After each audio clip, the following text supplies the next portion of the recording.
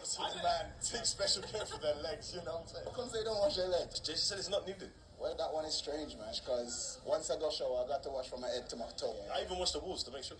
I'm going to say no, unless I shave. Yeah, well, yeah, I do. Yeah, doesn't everybody? No, not white people don't. A lot of white people don't, apparently. Wash their legs in the shower. Bring it up. Love to talk about it. It's like they know. Don't take a traditional shower. Sure. God have mercy upon us. We use clinical strength deodorant, so you don't need to reapply during the day, ever. In fact, if you don't take a shower the next day, you're still covered. We also share razors and we also share loofahs. Mind blown that all of you people out there are getting different loofahs, different towels, different body washes, different shampoo, different hair brushes. Are you kidding me? This is...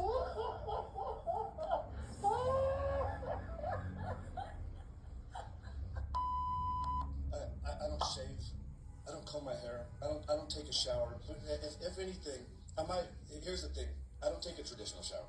Right? I don't use soap. I don't use soap. Like, this hair has never been washed. The beard has never been washed. There's never been soap on my chest, right? We have well water. We have a lake. We jump in the lake. We get into a cold plunge. What's wrong with y'all? You niggas are crazy. I never even thought about this. Me and Kevin share everything. We have we deodorant, we toothbrush, we soap, we shower together. Oh my God, do you share deodorant? Wait a damn minute. And I've never used a washcloth in my life. So, no, but like if you think about it, it's my mother who never really taught me how to bathe.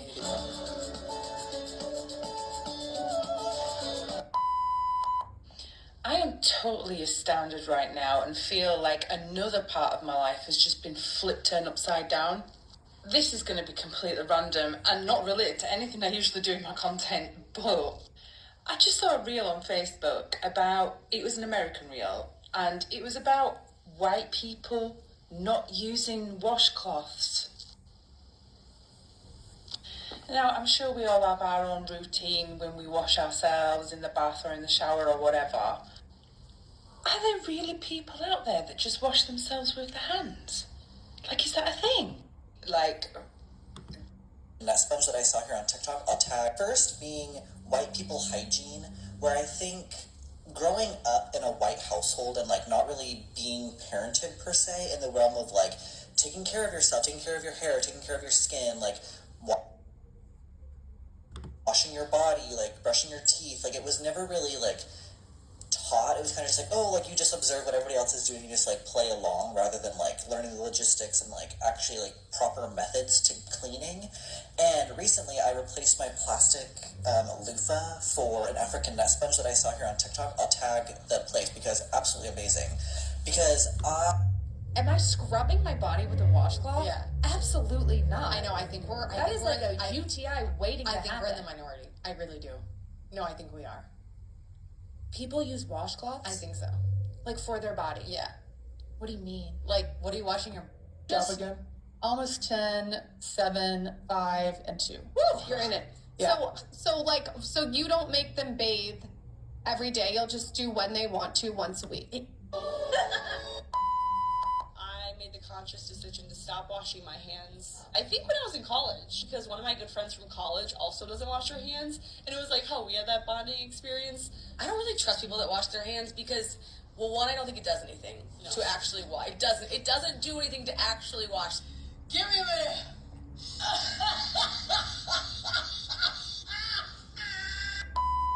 When you shower, what's the first thing you wash? Okay, I definitely go hair first. Do you wash your hair every time? Yeah. With shampoo? Well, I only take like one shower every 6 days, so. Right, so you start with hair. Start with hair. And then I'll normally do conditioner, and then face wash. Then I get out. I do not wash my body. Yeah. It's a waste of time. The soap like runs down you. Sure.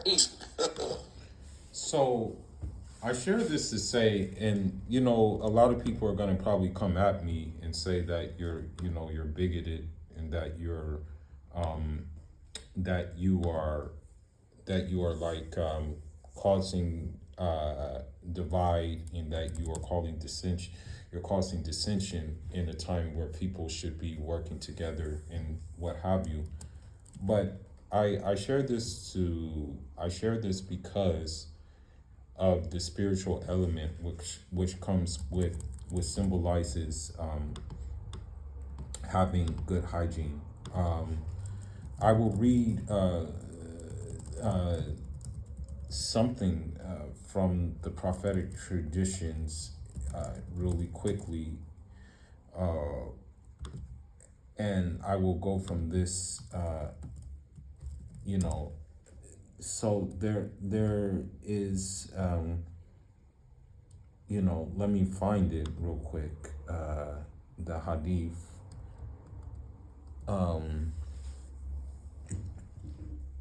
Let me see. Give me a minute. I'm looking for it. Yeah, I probably won't read all of the.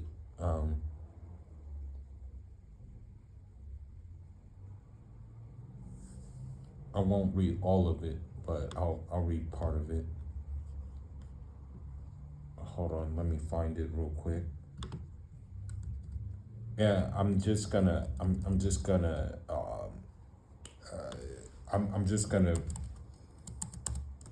put it all together. Inshallah, just give me a minute.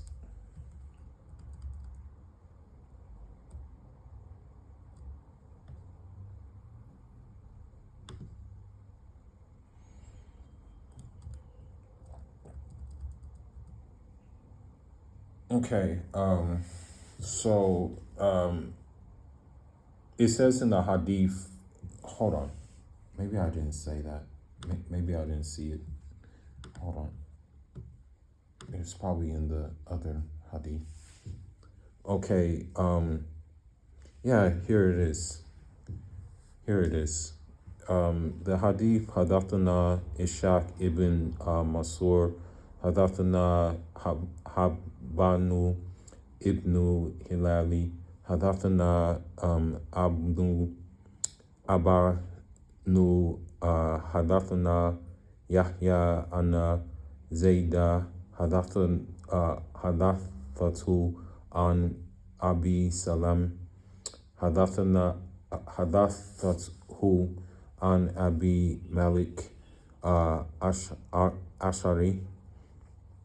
Qala Rasulullahi sallallahu alayhi wasallam, Dhuhuruhu Shatru Imani. And what that means is that cleanliness is half of faith. And so I say this to say, I plug this in because, I'm just going to be honest with you. When it comes to Islam, and I'm not trying to make a bias or anything, you see that most historical figures in Islam were non-European figures. They were basically people of color, even if that color was light sometimes. So, for example, you had people like Abdul Qadir Jilani, who was from Persia. Some of the descriptions describe him as dark, some of them describe him as red. You have Abu Hassan al-Shadili of Morocco, rahimahullah. He's described as kind of brown, dark-skinned. And then you have Ahmed Tijani, rahimahullah, who's described as,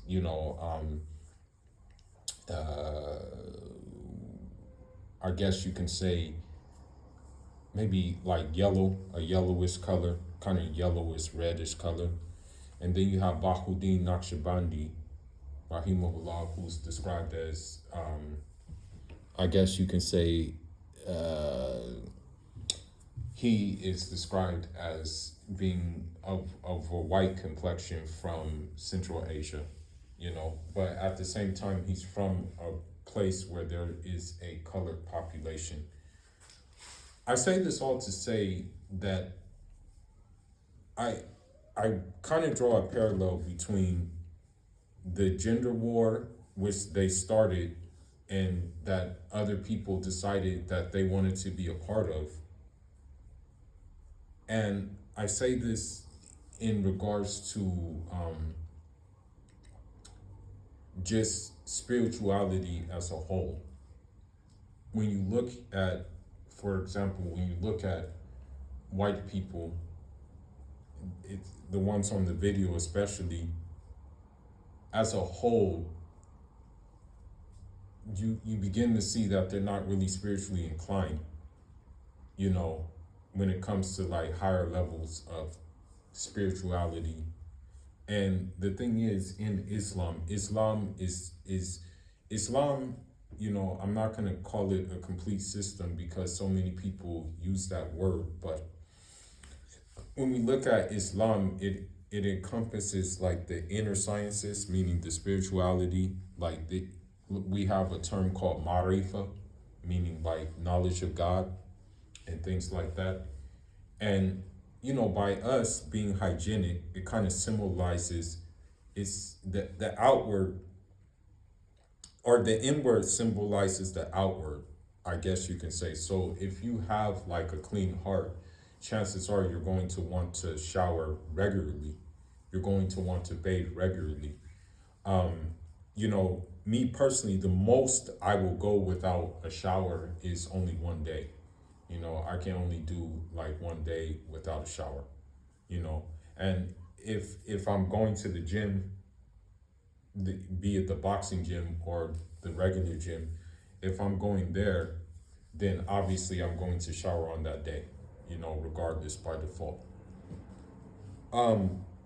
But I made this video because of the simple fact that, you know, a lot of people think, and this is a colonial mentality, a lot of people think that by going after these people, that you are somehow upgrading and you are somehow leveling up. While I'm not encouraging, I'm definitely not encouraging you to entertain the ratchets, the Keishas and what have you. I'm not encouraging that. I'm just kind of like, you don't glaze something that's no better. Don't glaze something that actually is responsible for the women of your complexion acting the way they're acting today. You know, don't do that. Don't glaze them.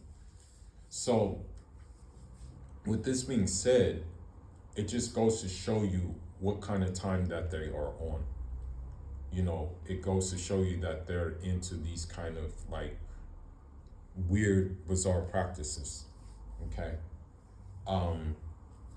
And that's what I'm saying. That's why me personally, I never wanted to get with them ever, even when I was in United States. You know, when I was in United States, I never even wanted to get with them.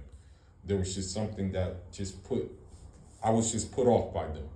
For some odd reason, I was just put off by them. So with that being said, you know, of course, you know, we're looked at as like the backwards, we're looked at as like primitive. They try to do all these IQ tests and things like that against us. But, you know, it's kind of ironic that, you know, common sense may not be so common. So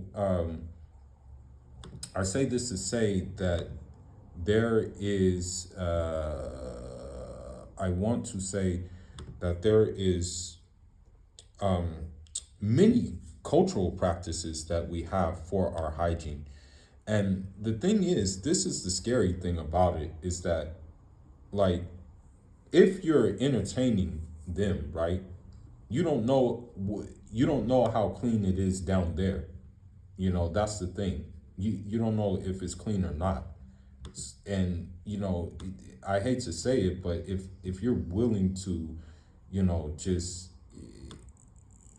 entertain them, you're actually playing Russian roulette, you know. Now, I want to say this really quickly. I want to say this, that even in our tradition, we have something called dukan.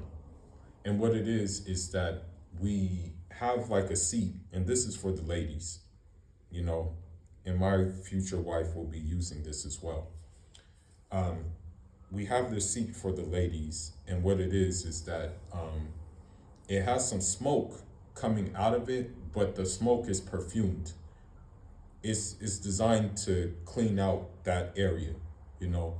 She sits on it. She wears like a you know, her abaya or whatever she's wearing, and then the smoke comes and it just gives her a kind of detox, you know what I mean? So even in that regards, we have that covered. You understand? And so this is what I'm saying, that like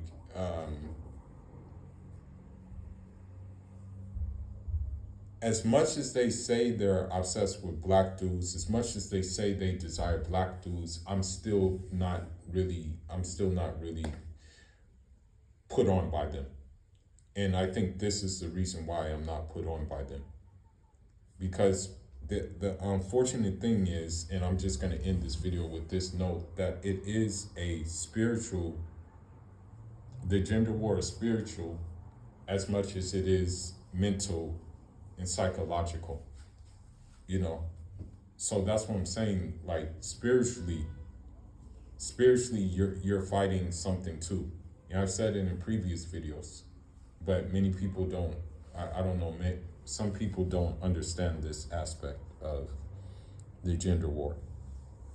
But I hope this opens some insight to some people. I hope this lets you know that, you know, that this is the majority and it's not the minority.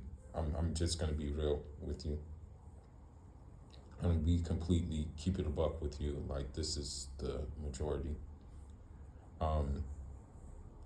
And yeah, you see that throughout history, though, that more people are inclined to hygienic practices who happen to want a higher connection with Allah. Even Muslims, like the Himba people, they wear this thing that kind of like, it's like a coat, which it's like a butter that kind of keeps their skin protected in the sun, but also keeps them like clean and hygienic. You know what I mean? So I'm just gonna say, you know, this video kind of alarmed me. It's kind of bizarre, but this is what you're dealing with, you know, it throughout the Western Hemisphere and Western Europe as well. But with that being said, I'm off until the next one. Leave your thoughts, leave your comments. Fuller signing out. Inshallah.